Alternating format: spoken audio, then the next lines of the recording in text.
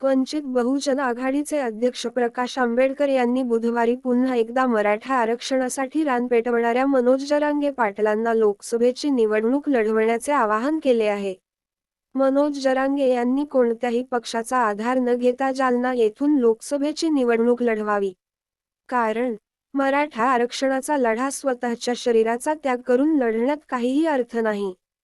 जरांगेंनी लोकसभा लढवली तर त्यांना गरीब मराठ्यांचे प्रश्न लोकसभेत मांडता येतील, असे ते म्हणालेत.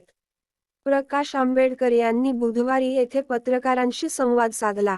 त्यात त्यांनी मनोज जरांगे यांना आगामी लोकसभा निवडणुकीच्या मैदानात उतरण्याचे आवाहन केले. आम्ही मनोज जरांगे पाटील यांना निरोप पाठवला आहे. त्यांनी आपला लढा स्वतःच्या शरीराचा त्याग करून लढण्यात अर्थ नाही. आमरण उपोषणातून जी जनजागृती करायची होती, ती झाली आहे. आता आरक्षणासाठी त्यांनी येत्या लोकसभा निवडणुकीत कोणत्याही पक्षाचा आधार न घेता जालना येथून स्वतंत्रपणे लढले पाहिजे, असे प्रकाश आंबेडकर यांनी म्हटले आहे.